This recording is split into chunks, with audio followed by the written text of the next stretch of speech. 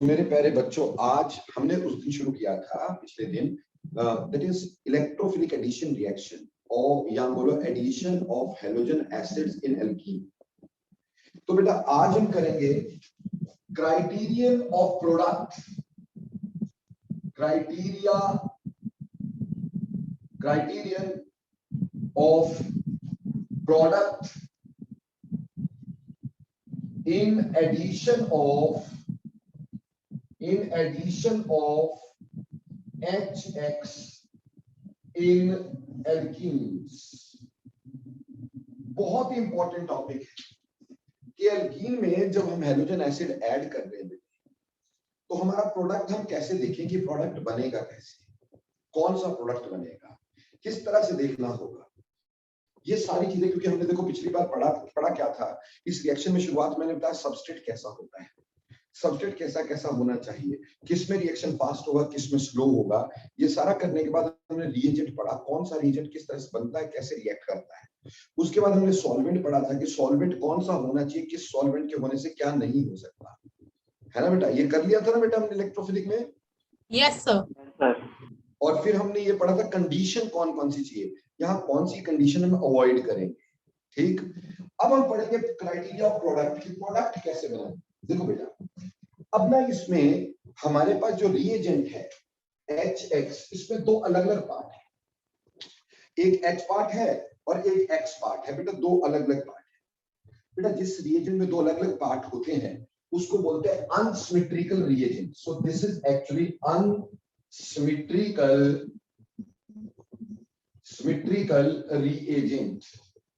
ये unsymmetrical reagent है। क्यों? इसके एडिशन के पार्ट दो अलग अलग हैं, एक H है और दूसरा X है, दो पार्ट है हमारे पास, इसलिए इसको अनसिमेट्रिकल रिएजेंट का नाम दिया जाता है।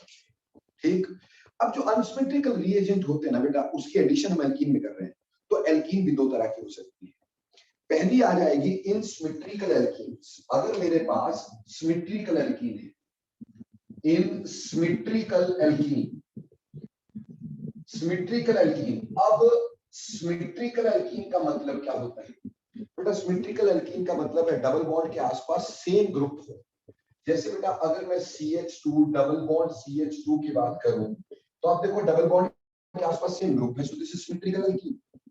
इसी तरह से बेटे अगर मेरे पास CH3 CH double bond CH3 हो गया, आप यहां देख रहे हो कि यहां पे भी डबल बॉन्ड के आसपास ग्रुप सेम है, this is also symmetrical alkene. Similarly मेरे प्यारे बच्चों, अगर मैं ऐसा लिख दूं, ठीक, अब यहां पे भी डबल बॉन्ड के आसपास सेम ही ग्रुप लगे हुए हैं, so these are symmetrical alkenes। अब बेटा सिमेट्रिकल एल्कीन में कोई भी रिएक्शन कर दो HX का, कोई फर्क नहीं पड़ता। डबल बॉन्ड के एक साइड H लगाना है, दूसरी साइड X लगाना है, किसी भी साइड लगा सकते हैं। जैसे यहाँ पे H यहाँ पे X लगा दिए तो प्रोडक्ट बन गया CH3 CH2X। कोई खास बात नहीं है हमारे पास। वहीं पर बेटे अगर मान लो मैंने यहाँ पे लगा दिया, आप चाहे इधर H लगा दो, इधर X लगा दो, चाहे इधर H लगा दो, इधर X लगा दो, कोई फर्क नहीं पड़ेगा, इसमें प्रोडक्ट चेंज नहीं होता। It is very simple. Sir आपका माइक ऑफ हो गया। सर आप म्यूट हो गए।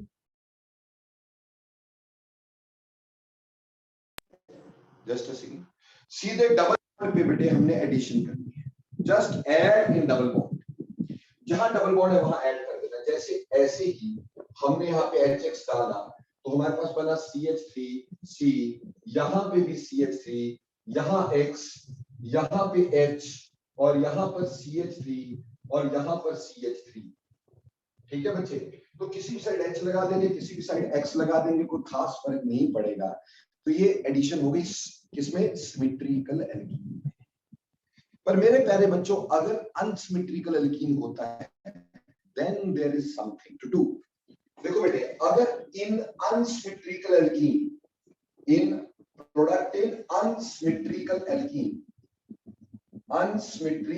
Alkene,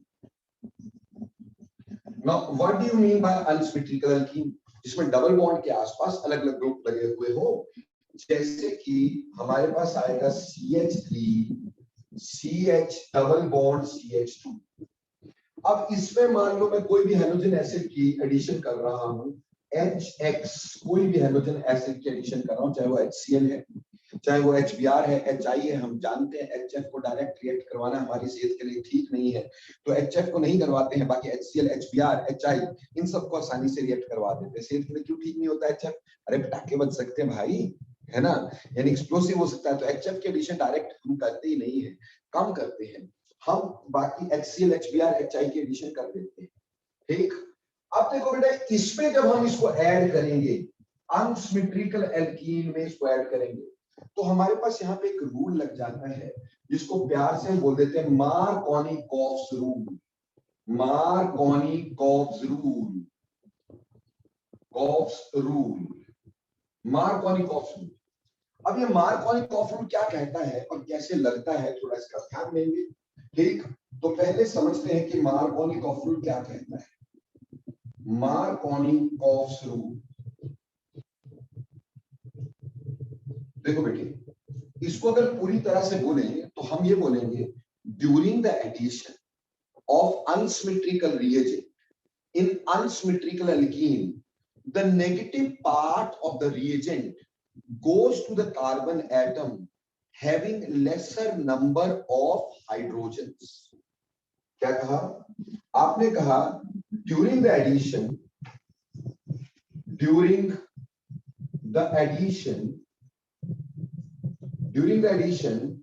of unsymmetrical reagent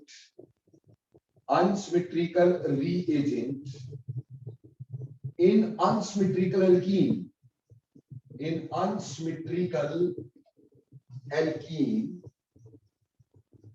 the negative part of the reagent,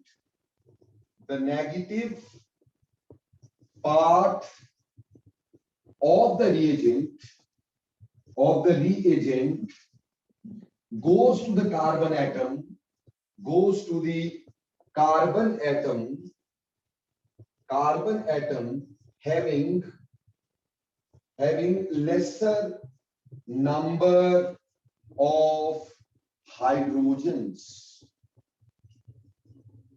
ठीक, यानी कि अगर मैं इस अनसिमेट्रिकल रिएजेंट को इस अनसिमेट्रिकल एल्कीन में ऐड करूंगा, तो इसका जो नेगेटिव पार्ट होगा, जैसे this one is positive and this one is negative, isn't it? Negative part वहां जाएगा उस कार्बन पे जहां पे हाइड्रोजन कम लगे हुए, यानी ये नेगेटिव पार्ट यहां जाएगा और पॉजिटिव पार्ट यहां जाएगा। ये सिर्फ HX नहीं, किसी भी अनसिमेट्रिकल रिएजेंट की एडिशन की बात होती है in alkenes. So negative part goes to the carbon atom having lesser number of hydrogens, so the product thus formed here is CH3 CHX CH3। तो ये प्रोडक्ट हमारे पास बना अनसिमेट्रिकल रिएजेंट। जैसे कल को अगर मान लो हमारे को ऐसे भी बोल दिया जाए CH3C CH3 double bond CH2 CH3। अब मैं इसमें आपको बोल दूं कि आप HCl की एडिशन करके दिखा दो, तो बेटे आपको ये अच्छे से पता है कि जो नेगेटिव पार्ट है that will go to the carbon atom having lesser number of hydrogens, so this chlorine must attack over here and hence the product formed is CH3C CH3, यहां Cl, यहां CH2, यहां CH3, इस तरह से ये product बनता है। Markovnikov ने इसको बहुत सिंपल वर्ड्स में कहा था, उसने कहा था more it has more it gets, या कई लोग इसको पढ़ाते हैं richer gets richest, richer get richest, मतलब जिसके पास हाइड्रोजन ज्यादा है वो और हाइड्रोजन ले लेगा। ऐसे बोला ना मार्कोनी, तो ऐसे बोला कि more it has more it gets, भाई इसके पास ज्यादा है तो ज्यादा लेगा, ज्यादा हाइड्रोजन है ज्यादा ले लेगा, कम हाइड्रोजन है कम ले लेगा भाई। ठीक, यानी रिचर गेट्स रिचेस्ट का मतलब क्या है? जिसके पास हाइड्रोजन ज्यादा थे वो और हाइड्रोजन ले लेगा, जिसके पास हाइड्रोजन कम थे वो नहीं लेगा। तो इसी तरह से इसको बोल दिया कि during the addition of unsymmetrical reagent in unsymmetrical alkene, the negative part of the reagent goes to the carbon atom having lesser number of hydrogens। But हम ये जानते हैं कि अब हम बड़े हो गए हैं काफी, हम इन छोटी मोटी बातों में आएंगे नहीं, हमें इसका लॉजिक जानना पड़ेगा कि भैया ऐसा हुआ क्यों, व्हाई इट इज सो, ऐसा हुआ क्यों। इस लॉजिक को जानने के लिए हम ये ऊपर वाला मिटा दो बच्चे, ऊपर वाला लिख लिया आपने सिमेट्रिकल वाला? Yes sir. Yes sir. तो इसका मैकेनिज्म के थ्रू ही आंसर मिलेगा। तो मुझे इस मार्कोनी कॉफिन क्यों होता है, क्या वजह है, उसका रीजन मिलेगा इसके मैकेनिज्म में। जैसे बेटे हम यहाँ पे इस पे इसका अटैक करवा रहे हैं, इसी का थोड़ा मैकेनिज्म देखने की कोशिश करते हैं ताकि हमें अपने क्वेश्चन का आंसर मिल सके कि ऐसा क्या हो गया कि मार्कोनी ने ऐसा कोई रूल दे दिया। ठीक, देखो बेटे हमारे पास पहले था CH3 CH double bond CH2। अब मेरे पुत्र हमारे पास एक था HX, तो HX will be breaking into H positive and X negative. HX will be breaking into H positive and H negative. आपको पता है पॉजिटिव वाला क्या होता है, इलेक्ट्रोफाइल, और नेगेटिव वाला क्या होता है, न्यूक्लियोफाइल। और सर ने बताया था जिस रिएक्शन में इलेक्ट्रोफाइल न्यूक्लियोफाइल दोनों बने तो पहला अटैक हमेशा इलेक्ट्रोफाइल का करवाना है। तो यहाँ पहला अटैक किसका होगा, H पॉजिटिव का।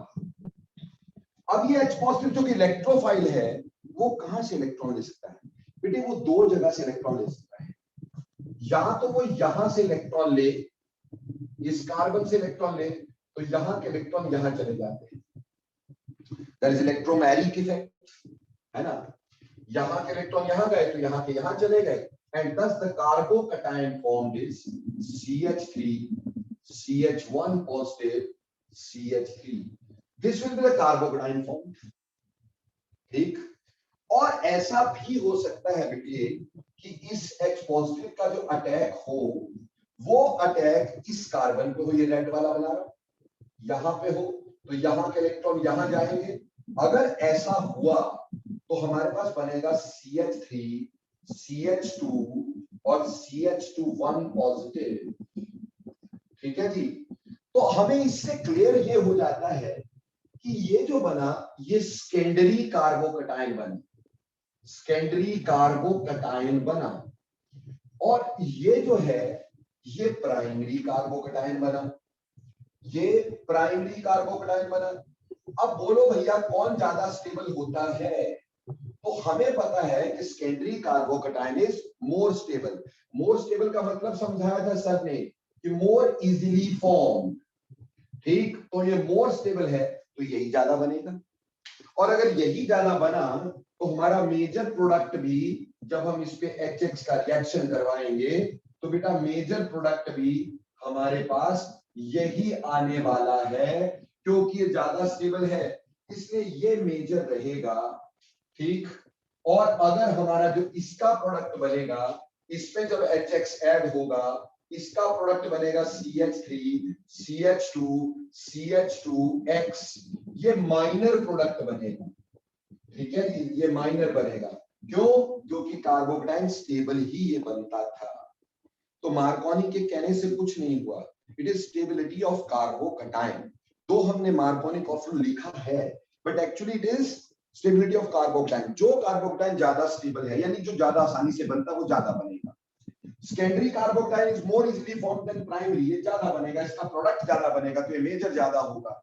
इसलिए यहां देखिए कि negative part of the reagent will go to the carbon atom having lesser number of hydrogen, क्योंकि उसके आसपास आपको ज्यादा स्टेबल कार्बोकटायन बनने के चांस रहते हैं। बोलो clear? Yes sir. Yes sir. तो एक्सप्लेन हो गया मार्कोनी कॉफिन क्यों होता है। जब ये रिएक्शन कार्बोकटायन से ही गवर्न हो रहा है, ठीक, तो हम मार्कोनी कॉफिन तो सिर्फ याद रखने के लिए याद रखेंगे, अदरवाइज तो कोई फायदा ही नहीं हुआ हमारे को मार्कोनी कॉफिन का, क्योंकि this will be dependent on stability of carbocation. ठीक है जी, तो जो कार्बोकटायन स्टेबल होगा वही बनेगा। जैसे मान लो इसकी जगह पर बेटे मैंने ऐसे ले लिया होता CF3 CH double bond CH2, ये ले लिया होता भाई। अब इस पे मेरे को HX की एडिशन करवानी होती। ठीक, तो बेटा पहला अटैक हम किसका करवाते, पहला अटैक किसका करवाते, अगर इसमें H पॉजिटिव अटैक करवाते। अब H पॉजिटिव का अटैक अगेन वैसे ही दो जगहों पे हो सकेगा, या तो H पॉजिटिव यहां से इलेक्ट्रॉन ले और यहाँ के इलेक्ट्रॉन यहां चले जाए, ठीक। उससे हमारे पास क्या बनता है, उससे हमारे पास बनता है CF3, यहाँ पे C, यहाँ पे H1 पॉजिटिव और यहाँ CH3, ठीक है जी, यहाँ CH3। और वैसे ही अगर इसका अटैक मैं यहां पे करवा दूं, यहां पे करवा दूं, यहां के इलेक्ट्रॉन्स, ठीक है जी, इसका अटैक H पॉजिटिव का अटैक मैंने इस वाले कार्बन पे करवा दिया, तो यहाँ के इलेक्ट्रॉन यहां चले गए, ठीक। हमारे पास क्या बन गया, CH3, CH2, CH2 1 पॉजिटिव। हालांकि ये एक सेकेंडरी कार्बोकटाइन है, हालांकि ये सेकेंडरी कार्बोकटाइन है, बट इस पर्टिकुलर ग्रुप का बहुत ही स्ट्रॉन्ग माइनस आई इफेक्ट होगा, और माइनस आई इफेक्ट इलेक्ट्रॉन यहां से खींचेगा। तो देखो मेरे प्यारे बच्चों, ये तो पहले से लूटा पुटा है, इसके ऊपर पॉजिटिव चार्ज है, ऊपर से खींचने वाला भी हो गया। So now this becomes less stable, this becomes less stable, but in comparison to that this becomes more stable। क्यों, इस पे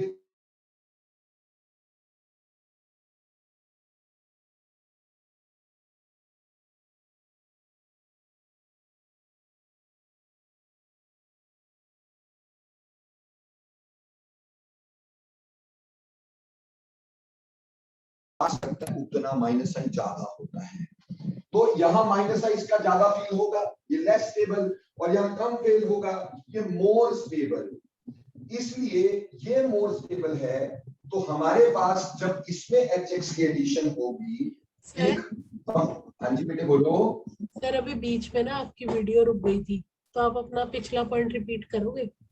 हाँ जी बिल्कुल करेंगे।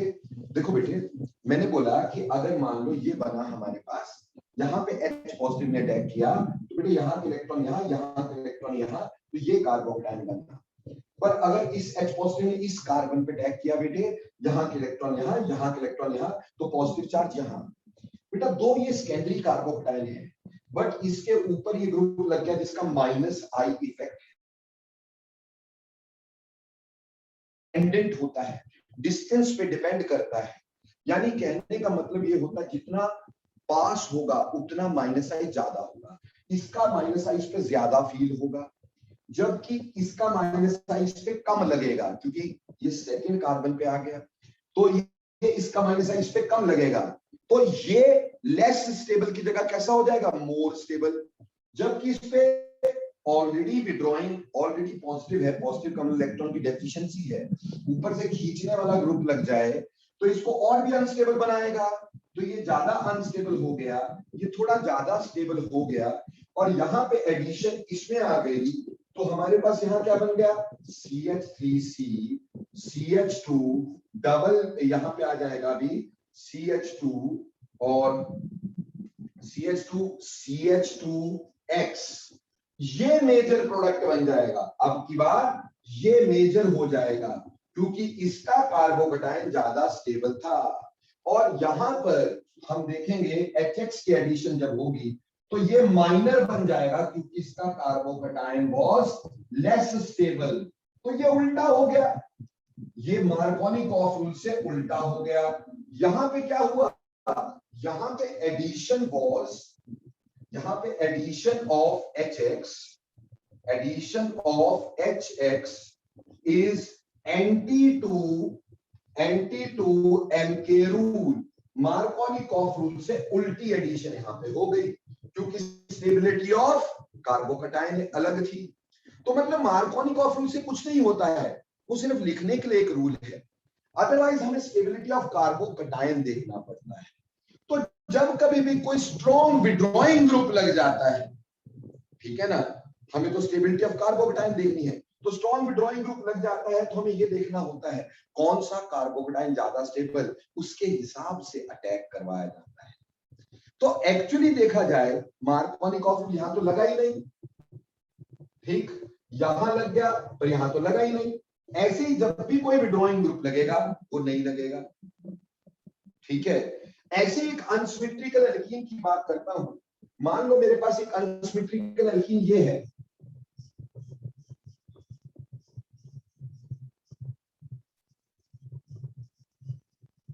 ठीक है जी, ये भी तो अनसिमेट्रिकल है, इधर अलग ग्रुप है इधर अलग ग्रुप है। अब मेरे प्यारे बच्चों जब इसमें HX की एडिशन करेंगे, ठीक, तो इसमें भी मार्कोनिकॉफ रूल लग नहीं सकता, नो मार्कोनिकॉफ रूल, है ना जी। क्यों?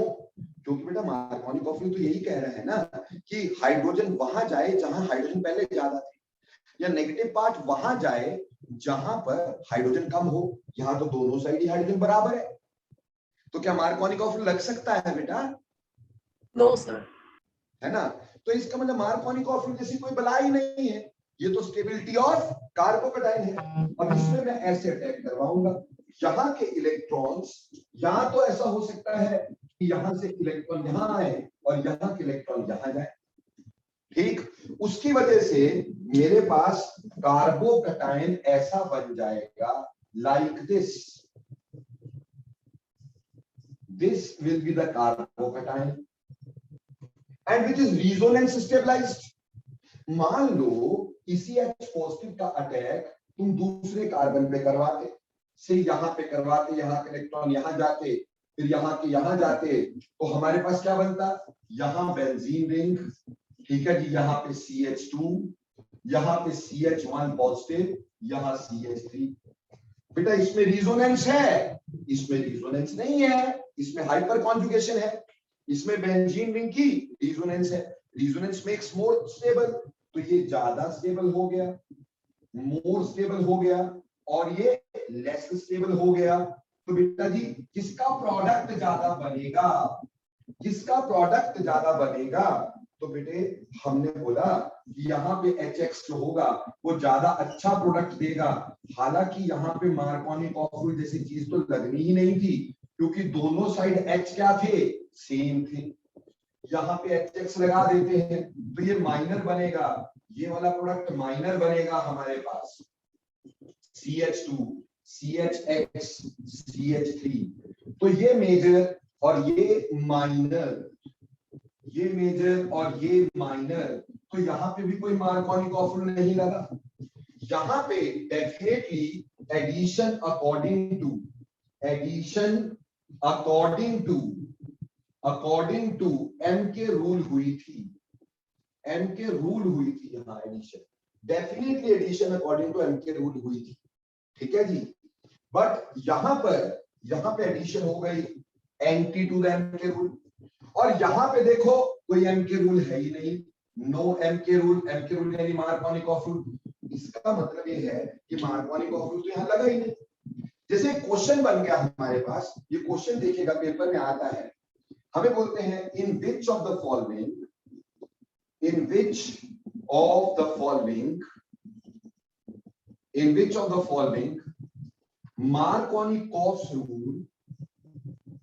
Markovnikov rule is applied,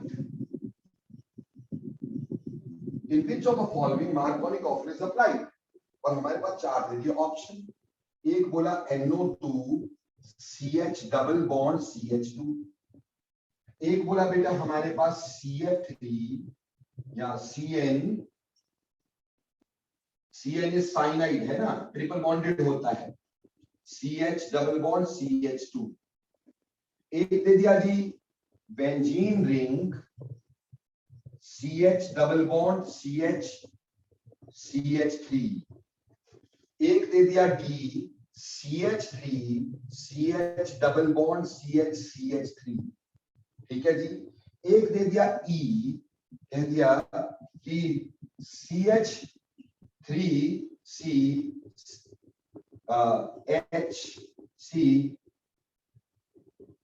double bond CH3CH3। हमसे बोला कहां पे मार्कोनिकॉफ रूल लगेगा, इन पांचों में से कहां मार्कोनिकॉफ रूल लगेगा। सी यहाँ पे एक माइनस आई ग्रुप है, बहुत ही स्ट्रॉन्ग, नाइट्रो का बहुत स्ट्रॉन्ग माइनस आई होता है। यहाँ पे भी एक माइनस आई ग्रुप है, very strong like this, cyanide का भी माइनस आई होता है। तो जहां माइनस आई होगा वहां तो मार्कोनिकॉफ रूल वैसे ही लगना, क्योंकि वहां कार्बोकेटाइन स्टेबल होना ही नहीं है। हमें स्टेबिलिटी ऑफ कार्बोकेटायन ही देखनी थी। यहां मार्कोनी कोऑफिशिएंट जैसी कोई चीज ही नहीं है क्योंकि दोनों साइड H सेम है। ये वैसे ही सिमेट्रिकल है, ये वैसे ही सिमेट्रिकल है, तो सिर्फ एक यहां है जो अनसिमेट्रिकल एल्कीन है और जिसमें कोई विड्रॉइंग ग्रुप नहीं लगा हुआ, तो बेटा this must be your answer. इस पे मार्कोनी कोऑफिशिएंट लगेगा ना इस पे लगेगा, यानी जब भी कभी डबल बॉन्डेड कार्बन के साथ कोई स्ट्रॉन्ग विड्रॉइंग ग्रुप लग जाता है तो मार्कोनी कोऑफिशिएंट एडिशन नहीं होती। और या फिर हमारे पास सिमेट्रिकल एल्कीन हो तब भी नहीं होती, या फिर H बराबर हो तब भी नहीं होती। सिर्फ वहीं पर जहां H का डिफरेंस है और कोई विड्रॉइंग ग्रुप नहीं लगा है डबल बॉन्डेड कार्बन पे, वहां मार्कोनी कोऑफिशिएंट लगता है, अदरवाइज मार्कोनी कोऑफिशिएंट नहीं लगता। बोलो ये क्वेश्चन समझ में आया कि नहीं आया? Yes sir. ऐसे अगर मैं ये पूछ लेता कि किसमें मार्कोनी कोऑफिशिएंट लगता ही नहीं है, तो आप क्या देखते? अगर डबल बॉन्डेड कार्बन पे कोई विड्रॉइंग ग्रुप लगा है जिसका स्ट्रॉन्ग माइनस आई है, तो मार्कोनी कोऑफिशिएंट नहीं लगेगा। या फिर सिमेट्रिकल एल्कीन होगा तो मार्कोनी कोऑफिशिएंट नहीं लगेगा, और या फिर दोनों साइड H बराबर होंगे तो मार्कोनी कोऑफिशिएंट नहीं लगेगा। तो ये देख सकते हो ना क्वेश्चन भाई? Yes sir. फिर अगली बात करते हैं। ठीक, हम मार्कोनी के पीछे हाथ धो के पड़ गए हैं तो पूरा उसका ऐसा मलियामेट कर देते हैं कि दोबारा बेचारा बोल ही ना पाए, है ना भाई? ठीक, तो चलो एक और चीज करते हैं इसी को देखते हुए, और फिर हम दोबारा से मार्कोनी कोऑफिशिएंट की ऐसी ऐसी करने वापस आएंगे।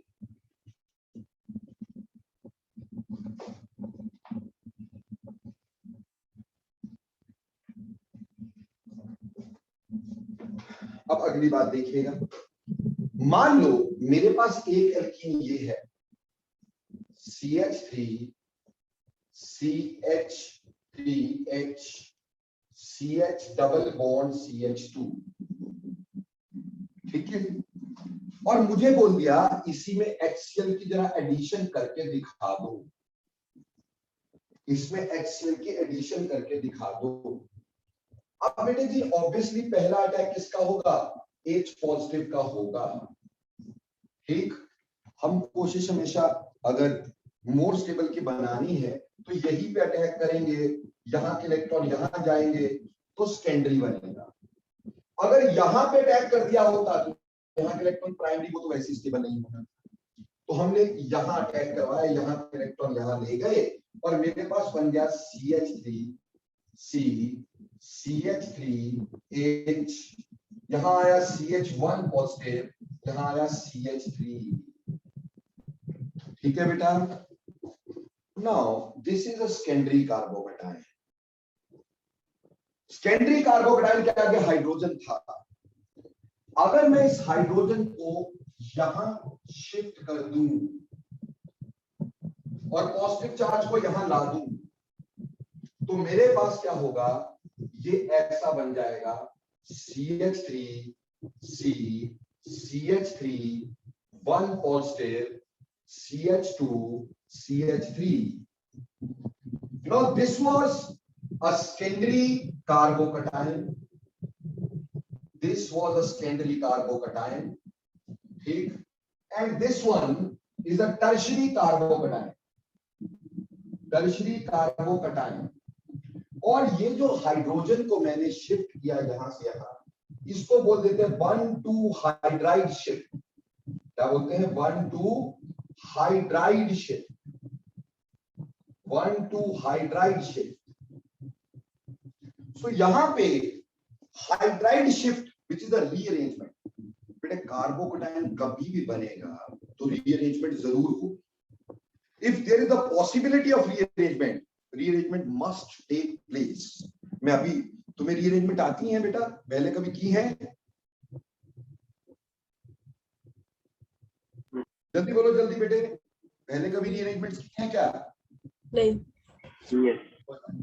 अपन सारी रीअरेंजमेंट तुम्हें दोबारा करवा देंगे, वो चिंता नहीं करना। पर ये समझ लेना कि यहां से इलेक्ट्रॉन यहां से इलेक्ट्रॉन यहां, तो मेरे प्यारे बच्चों यहां पे पॉजिटिव आ गया। ठीक, अब अगले कार्बन से अगर मैं H को यहां शिफ्ट कर देता हूं तो ये पॉजिटिव यहां हो जाएगा, this is called as hydride shift. इसको क्या बोलते हैं? Hydride shift. हाइड्राइड शिफ्ट के चलते ये एक सेकेंडरी कार्बोकेटाइन एक टर्शियरी कार्बोकेटाइन में चेंज हो जाता है, विच इज मोर स्टेबल। अब ये इसको बोलते हैं हम लोग rearrangement. So this is called as rearrangement.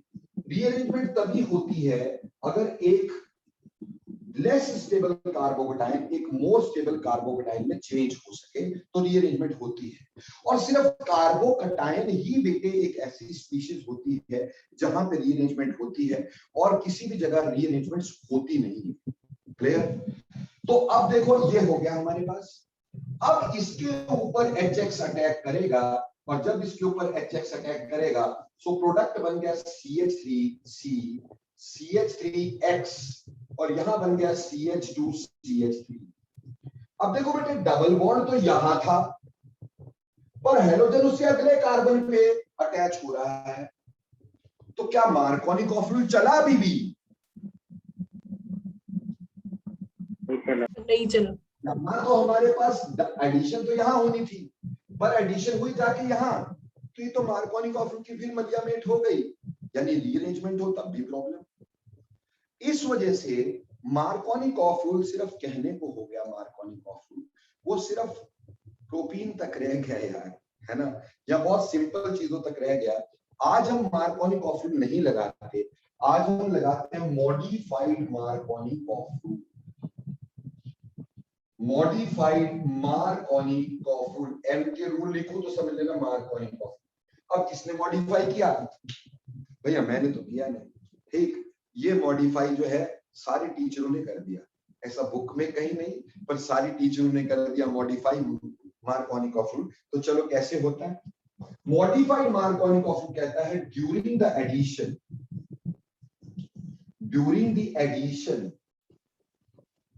during the addition of unsymmetrical reagent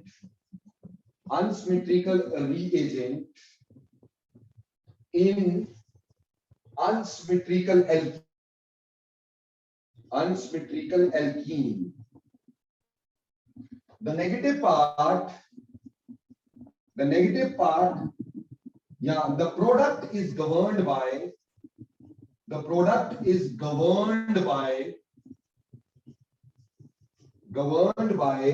stability of carbocation form। जो कार्बोकटाइन बना है उसकी स्टेबिलिटी देख करके हम प्रोडक्ट बताएंगे, ठीक। तो अब ये मार्कोनी कॉफिल नहीं रहा, अब ये मॉडिफाइड मार्कोनी कॉफिल आ गया, जिसने बोला during the addition of unsymmetrical reagent in unsymmetrical alkene, the negative part of the reagent will not be taken. It is the product is governed by stability of carbocation, and if there is a chance of rearrangement, we must perform rearrangements. Tell me, beta, is it clear or not?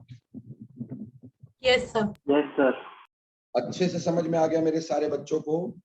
Yes sir. Yes sir.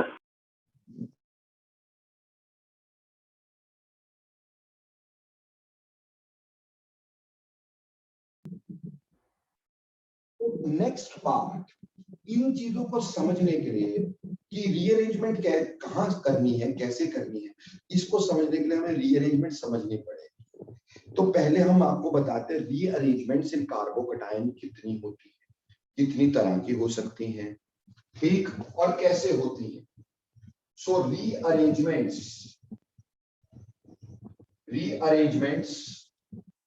In carbocation में rearrangement. वैसे तो मैंने ये बोला था कि इसके लिए वीडियो देखना है, ठीक, बट आपने नहीं देखा मेरा वीडियो, गंदी बात, फिर भी चलो अभी बता देता हूं। देखो बेटा, रीअरेंजमेंट कितनी तरह की होती है इसको समझना जरा, है ना। देखो बेटे, मेरे पास एक कंपाउंड है, ये कंपाउंड है CCH3, यहां पे फिनाइल रिंग PH यानी फिनाइल रिंग, यहां पे H, यहां पे CH1 पॉजिटिव, CH3, ये एक कार्बोकेटाइन मैंने ले लिया। इस कार्बोकेटाइन में हमारे पास यहाँ पॉजिटिव चार्ज, ये मिथाइल, ये H और PH क्या है, what is pH? Phenyl. Phenyl. That is benzene ring, है ना, दैट इज बेंजीन रिंग। अब बेटे अगर मैं इस कार्बोकटाइन को देखूं, सो दिस इज अ सेकेंडरी कार्बोकटाइन। ये कैसा कार्बोकटाइन है? ये सेकेंडरी कार्बोकटाइन है। और इसकी स्टेबिलिटी के बारे में जान चूं तो बेटा, क्योंकि हमें कार्बोकटाइन की जब भी स्टेबिलिटी देखनी होती है तो अगले कार्बन पे हम देखते हैं हाइड्रोजन कितने हैं। यहां पे हमारे पास ये अल्फा कार्बन और ये अल्फा कार्बन, पॉजिटिव चार्ज से अगले कार्बन को हम क्या बोल देंगे यहाँ पर? Alpha carbon. अब कितने अल्फा हाइड्रोजन है यहाँ पर? एक अल्फा हाइड्रोजन यहाँ और 3 यहाँ, so we get 4 alpha hydrogens. इसमें 4 अल्फा हाइड्रोजन है, देयरफॉर हमारे पास 4 हाइपर कॉन्जुगेटेड स्ट्रक्चर बनेंगे।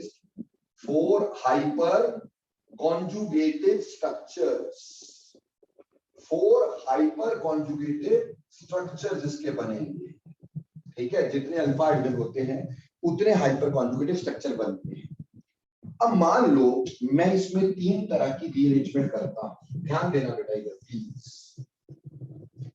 पहली तरह की रीअरेंजमेंट, अगर मैंने क्या किया, मैंने इसके मान लो H को, ये वाले H को यहां शिफ्ट करवा दिया तो पॉजिटिव चार्ज यहां आ जाएगा।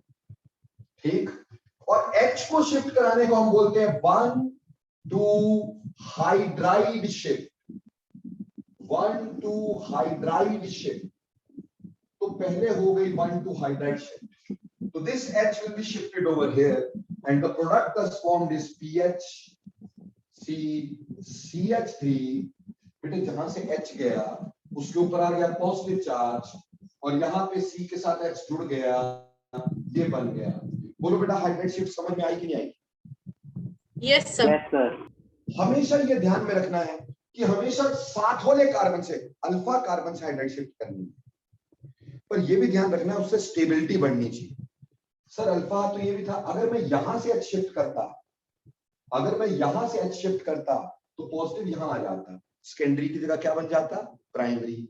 ऐसा थोड़ी करेंगे कि स्टेबिलिटी कम हो जाए, हम उस साइड हमेशा करते जहां पे स्टेबिलिटी बढ़े, तो इसीलिए हमने इस हाइड्रोजन को शिफ्ट किया। अब इसको देखोगे तो एक तो एक टर्शरी कार्बोकटाइन बन गया, पर इसमें देखो क्या क्या है हमारे पास। इसमें ध्यान देंगे एक बेंजीन रिंग है, एक बेंजीन रिंग के साथ कार्बन पे पॉजिटिव चार्ज। बेटे एक बेंजीन रिंग 3 रेजोनेटिंग स्ट्रक्चर बनाता है, एक बेंजीन रिंग 3 रेजोनेटिंग स्ट्रक्चर बनाता है। अगर उसके ऊपर कार्बन पे पॉजिटिव चार्ज हो तो इसके 3 तो बनेंगे रेजोनेटिंग स्ट्रक्चर्स, RS मतलब रेजोनेटिंग स्ट्रक्चर्स, 3 रेजोनेटिंग स्ट्रक्चर बनेंगे। अब इसका अल्फा हाइड्रोजन ये हो गया, अल्फा हाइड्रोजन ये हो गया। अब कितने अल्फा कार्बन हुए? 2, और उसमें कितने अल्फा हाइड्रोजन हुए? 5, तो 5 हाइपर कॉन्जुगेटिव स्ट्रक्चर भी बनेंगे इसके।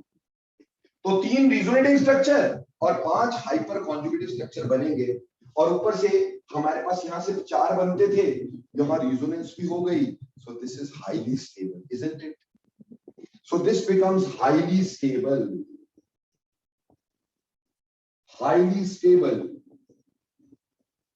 तो ऐसे हम क्या कर सकते थे, यहां से हाइड्राइड शिफ्ट पहली बात कर सकते थे। लेकिन अब मैंने क्या किया, एक दूसरा काम करने की कोशिश की। मैंने कहा कि H नहीं मेरे को चाहिए, मैंने यहां से इसको छोड़ा और CH3 को यहां शिफ्ट करवा दिया। अगर बेटे मिथाइल को शिफ्ट करवाया तो इसको बोलेंगे 1 to मिथाइल शिफ्ट या alkyl shift, 1 to methyl shift. अब अगर मिथाइल शिफ्ट किया मैंने, मिथाइल शिफ्ट किया मैंने, तो हुआ क्या? हुआ ये फिनाइल के साथ इस C पे H लगा रह गया, पॉजिटिव चार्ज यहां आ गया, और इस CH के साथ क्या आ गया? मिथाइल। यानी ये जो मिथाइल था वो यहां से हिल के यहां आ गया, ठीक, और आगे आ गया CH3। ठीक, अब ये कार्बोकटाइन बना। अब इसमें देखो बेंजीन रिंग के साथ जुड़ा है, तो ऑब्वियसली ये 3 रेजोनेटिंग स्ट्रक्चर तो देगा ही देगा। और इसका अल्फा हाइड्रोजन यही है, इधर तो सिर्फ फिनाइल है, और एक अल्फा हाइड्रोजन तो एक इसमें हाइपर कॉन्जुगेटिव स्ट्रक्चर भी बनेगा, जबकि इधर सिर्फ 4 हाइपर कॉन्जुगेटिव बनते थे, यहाँ 3 रिजोनेंट। बेटा resonating structures are more dominant, ये स्टेबिलिटी को ज्यादा करते हैं, तो ये भी इसके मुकाबले ज्यादा स्टेबल है। ये रीअरेंजमेंट भी हो सकती थी, दिस इज आल्सो स्टेबल, ठीक, बट इसके मुकाबले कम स्टेबल है। तो ऐसे हम मिथाइल शिफ्ट भी कर सकते थे। अब एक तीसरा काम करके देखते हैं, तीसरा काम। अब हमने ये छोड़ दिया, अब हमने कहा कि हमने ना ये क्या करना है, हमने ये फिनाइल उठा के यहां फेंकना। उठाना सिर्फ अल्फा कार्बन से ही होता है, उससे अगले नहीं, उसके साथ जुड़े हुए एटम्स को हम आगे शिफ्ट कर सकते हैं। तो इस फिनाइल को शिफ्ट कर दिया हमने। अगर फिनाइल चला गया तो मेरे पास बना CH3, यहां पे आ गया 1 पॉजिटिव, नीचे H, और फिनाइल चला गया इसके साथ, ये बन गया। अब ये कार्बोकेटाइन अगर देखेंगे तो इसमें क्या हुआ, ये 3, अब हम अल्फा हाइड्रोजन देखेंगे तो भैया ये कार्बन है, ये अल्फा और ये अल्फा, तो यहाँ पे 3 और 4 अल्फा हाइड्रोजन, यानी 4 हाइपर कॉन्जुगेटिव स्ट्रक्चर बनेंगे। 4 अल्फा हाइड्रोजन मतलब 4 हाइपर कॉन्जुगेटिव स्ट्रक्चर बनेंगे। अब रिजोनेंस नहीं होगी क्योंकि बेंजीन रिंग तो आगे चला गया, इसके साथ तो जुड़ा ही नहीं है। तो ये लीस्ट, इन दोनों की स्टेबिलिटी में बहुत ज्यादा फर्क नहीं है। हमने फिनाइल को शिफ्ट किया था, इसलिए इसको बोला 1-2 phenyl shift, 1-2 phenyl shift. But in दोनों की स्टेबिलिटी में कोई फर्क नहीं है, इसलिए इसको यहां से करने से कोई फायदा नहीं हुआ। नहीं हुआ तो ये रीअरेंजमेंट तो पॉसिबल नहीं है। ये दो पॉसिबल है, पर इनमें से बेस्ट कौन सी है, ये वाली, क्योंकि उसमें सबसे स्टेबल बन रहा है। इसलिए याद ये रखना है, समझना ये है कि हमेशा हाइड्राइड शिफ्ट सबसे आसानी से होती है और उसका फायदा सबसे ज्यादा होता है। उसके बाद मिथाइल शिफ्ट यहां पे फायदा दिया हमें, ठीक, और सबसे कम फायदा इसमें हमें फिनाइल शिफ्ट ने दिया है। इसमें हमें फिनाइल शिफ्ट ने सबसे कम फायदा दिया है, इसलिए हम ना इधर रीअरेंजमेंट करेंगे ना इधर करेंगे, हम सिर्फ हाइड्राइड शिफ्ट करेंगे। पर यहां मैंने 3 रीअरेंजमेंट समझाने की कोशिश की, शिफ्ट कौन सी करेंगे वो तो बाद की बात है। मैंने 3 शिफ्ट बताने की कोशिश की। अगर जिस कार्बन पे पॉजिटिव चार्ज हो उसके अगले कार्बन से हाइड्रोजन को शिफ्ट करो और पॉजिटिव चार्ज दूसरी साइड ले जाओ तो उसको हाइड्राइड शिफ्ट बोलते हैं। अगर मिथाइल को शिफ्ट करो तो उसको मिथाइल शिफ्ट बोलते हैं। अगर फिनाइल को शिफ्ट करो उसको फिनाइल शिफ्ट बोलते हैं। और याद ये रखना है कि शिफ्ट सिर्फ उसके अगले कार्बन से होती, एक बात, उससे आगे नहीं होगी। और दूसरी बात ये, उससे स्टेबिलिटी बढ़नी चाहिए। मैं ये भी अल्फा था, यहां से शिफ्ट नहीं करवाई, क्योंकि अगर यहां से शिफ्ट करवाता, ये H यहां, पॉजिटिव चार्ज यहां, तो बेटा आपका सेकेंडरी से प्राइमरी कार्बोकेटाइन बनता, तो उसमें तो शिफ्ट की पॉसिबिलिटी है ही नहीं। बोलो clear? Yes sir. Yes sir. तो हमेशा ये ध्यान में रखना कि रीअरेंजमेंट कहां होगी। ये तो भी 3 रीअरेंजमेंट बताई, रीअरेंजमेंट तो 7 तरह की है, पर 3 पहले बताई है, हाइड्राइड शिफ्ट, मिथाइल शिफ्ट और फिनाइल शिफ्ट। पहली बात, रीअरेंजमेंट कहां होगी, जहां कार्बोकेटाइन की स्टेबिलिटी बढ़ती हो। एक बात कहां से होगी, जिस कार्बन पे पॉजिटिव चार्ज उसके अगले कार्बन के हाइड्रोजन या मिथाइल या फिनाइल को शिफ्ट करेंगे, तो ये 3 तरह की शिफ्ट पॉसिबल है। हमारे पास कार्बोकेटाइन की स्टेबिलिटी बढ़नी ही चाहिए, नहीं तो शिफ्ट नहीं करवाना। ठीक, समझ में आई बात? हर जगह नहीं होती है कि कहीं सभी जगह कर दो, जहां स्टेबिलिटी बढ़ रही हो वहीं करनी होती है। ठीक, और उसमें से भी सबसे प्रेफर्ड है कि हम हाइड्राइड शिफ्ट करें। अगर जिस कार्बन पे पॉजिटिव है उससे अगले कार्बन पे H लगा है, तो चांसेस यही है कि हम हाइड्राइड शिफ्ट ही करेंगे। 99.999999% चांसेस ये है कि हम हाइड्राइड शिफ्ट ही करें। ठीक, हाँ, कभी ऐसा हो सकता है कि दूसरी साइड का कार्बोकेटाइन बहुत ही स्टेबल बन रहा हो, तो हम शायद मिथाइल शिफ्ट करते हैं। अदरवाइज हाइड्राइड शिफ्ट के चांसेस सबसे ज्यादा होते हैं। उसके बाद मिथाइल के होते हैं, उसके बाद फिनाइल के होते हैं। क्लियर बेटे? Yes sir. Yes sir. अब देखो, हम ये 3 के लिए आपको थोड़ा प्रैक्टिस देना चाहेंगे ताकि आपको समझ में आए कि कहां शिफ्ट होगी, कहां नहीं होगी, कहां कौन सी होगी। तो देखो बेटा, ये मिटा दो जी। Have you done this? Yes sir.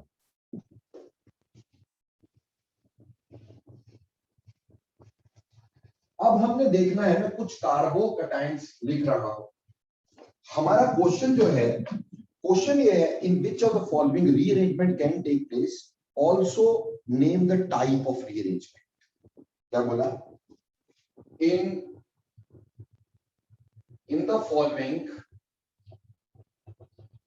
in the following where shift is possible, also name the shift। हमें कुछ कार्बोकैटायन दिए हैं और हमें पूछा है कि कहां पे शिफ्ट की पॉसिबिलिटी है। पहला कार्बोकैटायन हमें ये दे दिया गया है, ये पहला कार्बोकैटायन है। एक दूसरा कार्बोकैटायन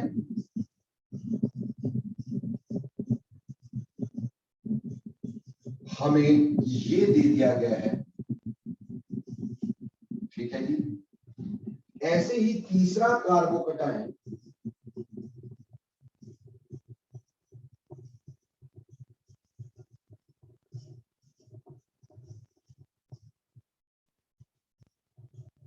हमें ये दे दिया गया है।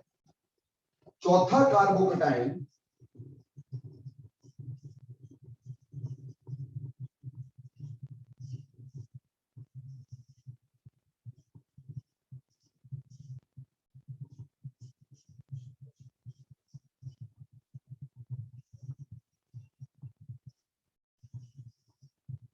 ये दे दिया गया है, ठीक है जी।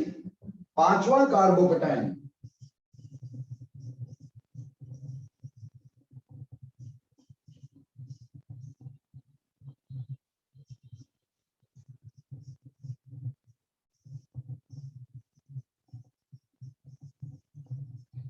ये दे दिया गया है, ठीक।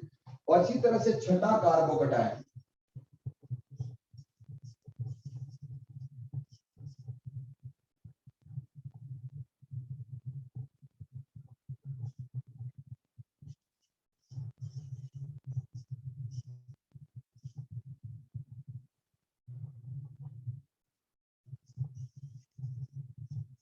ये दे दिया गया है।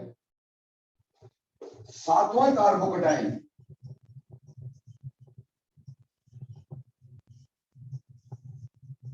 ये दे दिया गया है। और आठवां कार्बोकैटायन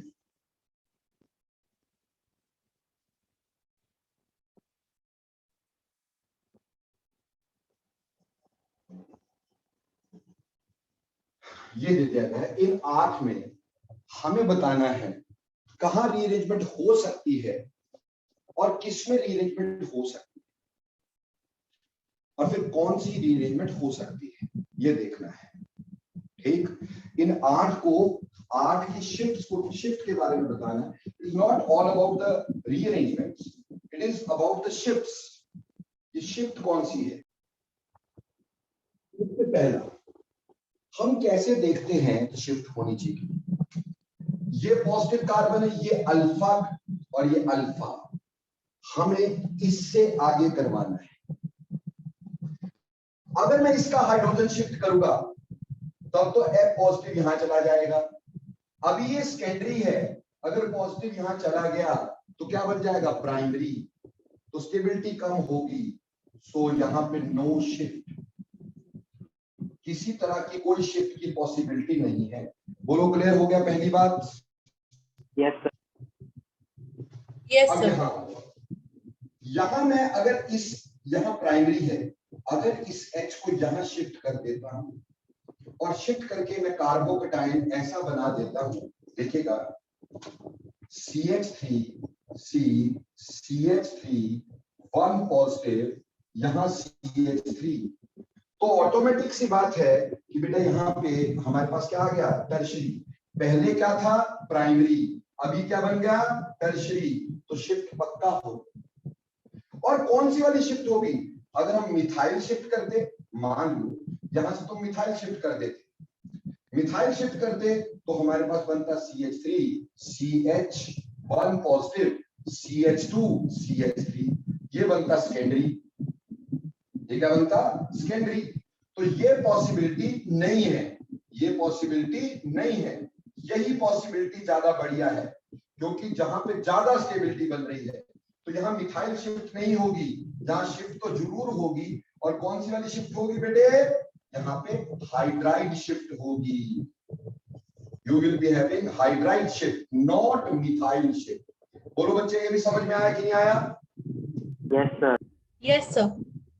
अब चलो बेटे आगे इस पे चलते हैं, ठीक, ये भी आता हूं मैं। अब इसमें ये हमारे पास है, हमें देखना होता है अल्फा का, इससे अल्फा ये है, इससे अल्फा ये है। अब इधर से शिफ्ट करूंगा तब तो फायदा ही नहीं, इधर लगे क्या है, मिथाइल, तो बेटा फिर हमें क्या करना होगा, CH3 को यहां शिफ्ट करना होगा। जब हम CH3 को यहां शिफ्ट करते हैं, हमारे पास प्रोडक्ट क्या बनता है, थोड़ा ब्लू वाला बना देते हैं, देखने के लिए फर्क रहेगा। हमारे पास ये बन गया like this. Now this was a secondary carbocation and here we had a tertiary carbocation, so this is more stable। भैया मोर स्टेबल है तो ऑटोमेटिकली यहां पे शिफ्ट तो है ही है। और कौन सी शिफ्ट हुई, यहां पे हमारे पास मिथाइल शिफ्ट हुई। So we had methyl shift in this. Clear जी? Yes sir. Yes sir. अब इधर आ जाते हैं, इधर हमारे पास अल्फा हाइड्रोजन ये है और अल्फा हाइड्रोजन ये है। यहां से H भी शिफ्ट हो सकता है, CH3 भी शिफ्ट हो सकता है, और यहां से CH3 भी और यहां से फिनाइल भी शिफ्ट हो सकता है। हमें देखना सबसे ज्यादा फायदा किसमें होगा। अगर मैं H को शिफ्ट करता हूं, यहां टर्शरी बन जाए। अगर मैं H को शिफ्ट करता हूं, तुमने करके देखना है, H को शिफ्ट करता तो टर्शरी बन जाता, स्टेबिलिटी बढ़ती। मिथाइल को शिफ्ट करता तो बेटा सेकेंडरी रह जाता, स्टेबिलिटी तो बढ़ती पर इतनी नहीं। इसका मतलब मिथाइल शिफ्ट तो पॉसिबल नहीं, यहां से हाइड्राइड शिफ्ट पॉसिबल है, यहां से हाइड्राइड शिफ्ट पॉसिबल यहां से था, ठीक। लेकिन अगर मैं इसको शिफ्ट कर देता हूं, इससे भी तो हो सकता है ना भाई। अब इसमें दो, या फिनाइल या मिथाइल, अगर मिथाइल को शिफ्ट किया तो बेटे हमारा जो कार्बोकेटाइन बना वो बना CH3C, CH3H, CH और इधर चला गया मिथाइल, C बेंजीन रिंग, और उसके ऊपर पॉजिटिव चार्ज CH3। तो बेटा ये तो रेजोनेंस स्टेबलाइज हो गया, बेंजीन रिंग के ऊपर पॉजिटिव चार्ज आ गया, तो ऑब्वियसली यहां हाइड्राइड शिफ्ट और इधर मिथाइल शिफ्ट, इधर मिथाइल और फिनाइल में सबसे बढ़िया ये हो गई। आप चारों ग्रुप को शिफ्ट करके कार्बोकेटाइन बनाओ और देखो सबसे स्टेबल कौन, तो ये सबसे स्टेबल बनेगा। इसलिए इस केस में हमारे पास हमेशा क्या होगी, मिथाइल शिफ्ट होगी। इस केस में हमेशा क्या होगी, मिथाइल शिफ्ट होगी। बोलो क्लियर और not? Yes sir. Yes sir. हालांकि यहाँ हाइड्राइड हो सकती थी, पर हाइड्राइड से इतनी स्टेबिलिटी नहीं बन रही थी जितनी मिथाइल से बन रही थी, तो हमें तो ज्यादा से ज्यादा स्टेबिलिटी की तरफ लेके जाना है। क्लियर हो गई बात? तो ज्यादा स्टेबिलिटी हमारे पास यहाँ पे मिथाइल शिफ्ट से हो रही थी, हमने मिथाइल शिफ्ट कर दिया। अब यहाँ देखो, यहाँ पे ये पॉजिटिव कार्बन, ये अल्फा कार्बन और ये भी अल्फा कार्बन। अब बेटे अगर मैं इससे शिफ्ट करता हूं, बेटा अभी तो रिजोनेंस हो रही है यार, here we have a resonance, लेकिन अगर इससे शिफ्ट किया तो बेटे फिर तो रिजोनेंस होगी नहीं। और अगर मैं इसको भी शिफ्ट करता हूं, H यहां पॉजिटिव चार्ज यहां, तो भी रिजोनेंस नहीं होगी। और रिजोनेंस सबसे इसमें इनमें काफी जो स्ट्रॉन्ग इफेक्ट होता है वो रिजोनेंस होता है, ज्यादा स्टेबिलिटी लाता है। तो इसमें किसी को भी शिफ्ट करें तो रिजोनेंस खत्म होती है। स्टेबिलिटी कम होती है, इसलिए there is no shift over here. बोलो समझ में आया शिफ्ट क्यों नहीं हुई? Yes, sir. Yes sir. अब आ जाओ इधर। अगर मैं इसमें से ये पॉजिटिव है, इसका अल्फा यहां देखता हूं और यहां देखता हूं, अब दोनों साइड एक जैसी चीज है और इसमें दोनों में H लगे हुए हैं और मिथाइल लगे हैं, तो यहाँ H की शिफ्ट या मिथाइल की शिफ्ट, तो चलो मैंने H की शिफ्ट हाइड्राइड शिफ्ट, तो हाइड्राइड शिफ्ट जब करवाई तो CH3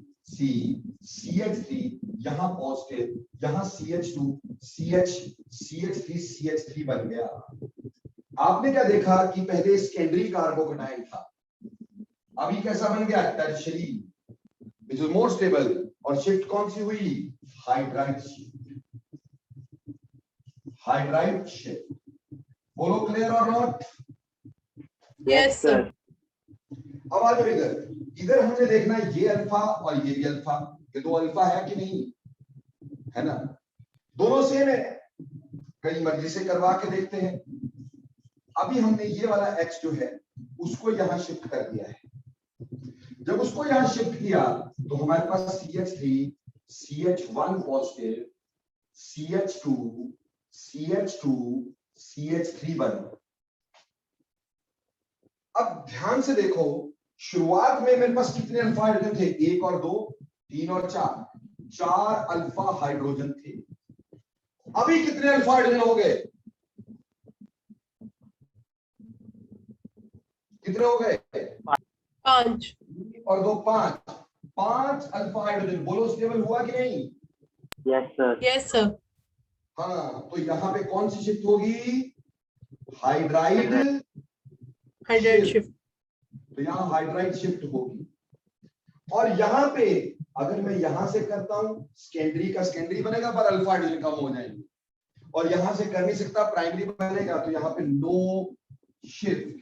अभी बोलो समझ में आया कहां शिफ्ट होती है कहां नहीं होती है, कौन सी शिफ्ट कहां होती है? बोलो yes sir. Yes, sir. Yes, sir. You can manage the shifts or rearrangements in the carbocations. ठीक बेटा, इसके अलावा हमारे पास ring extension, ring contraction, ring cleavage, ring formation, ऐसी रीअरेंजमेंट्स भी होती हैं जिसको बाद में डिस्कस करते हैं। ठीक, ये मिटा दो जी।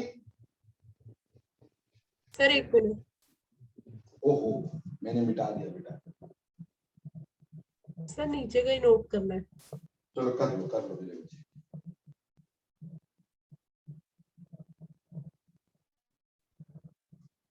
कर लिया बच्चे? Yes sir. नेक्स्ट जो अगली तरह की रीअरेंजमेंट्स है उसको बेटे आज तो मैं नहीं बता पा रहा हूं, टाइम थोड़ा कम है मेरे पास, कहीं थोड़ा सा जरूरी काम है, तो एनी हाउ, पर मैं आपको एक आधा रिएक्शन और करवाता हूं इसी में, ताकि आपको इसके बारे में ज्ञान हो कि ये रिएक्शन होना कैसे होता है।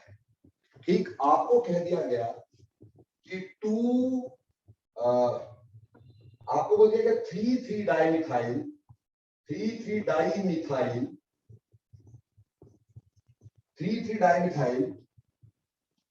ब्यूट 1ene reacted with HCl, और प्रोडक्ट बताओ 3,3 dimethyl but 1ene plus HCl, give me the product. क्या प्रोडक्ट बनेगा? सी मेरे प्यारे बच्चों, पहले 3,3 ब्यूट 1ene डाइमिथाइल ब्यूट 1ene, तो ये ब्यूट 1ene, ये 3 पे मिथाइल और ये 3 पे मिथाइल, ये बन गया बेटा 3,3 डाइमिथाइल ब्यूट 1ene।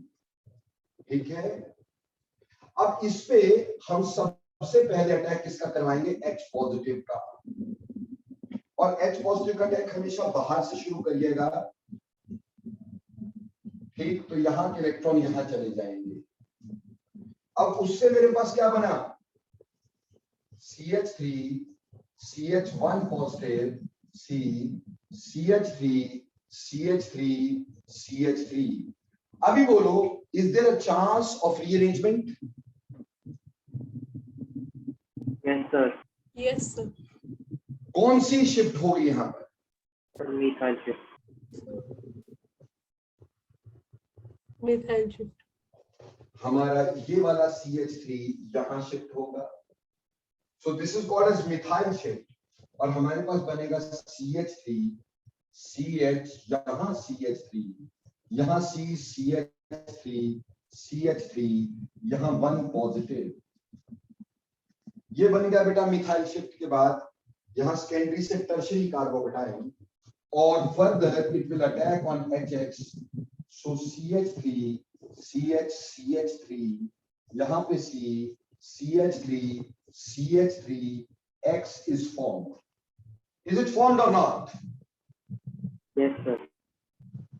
तो अगर मेरे पास हेलोजन में Cl दिया था, यहां Cl बन गया, तो हमारा प्रोडक्ट क्या बना बेटे? प्रोडक्ट बना 2 क्लोरो 2,3 डाईमिथाइल ब्यूटेन। ये प्रोडक्ट हमारे पास यहाँ पे बन गया, 2,2-dimethyl but 1 plus HCl giving us product, and that is 2-chloro-2,3-dimethyl butane. Any doubts about this? No sir. No sir. तो चलो बेटा, ठीक, आज मैं इतना करवा देता हूं। नेक्स्ट टाइम इससे आगे की रीअरेंजमेंट्स भी डिस्कस करेंगे और एंटी मार्कोनिक ऑफ रूट को भी डिस्कस करेंगे। ठीक है, आज इतना ही कर लेते हैं। बोलो, आज का पढ़ाया समझ में आया बेटा? Yes sir. Yes, sir. It was very very important बेटा। थोड़ा आज टाइम कम लगा पाया हूँ, ठीक, थोड़ा सा जरूरी काम है, तो कोई बात नहीं, अगली बार इसको कंपनसेट कर देंगे। Clear? Yes sir. Yes, sir. Thanks lot. Thank you, sir.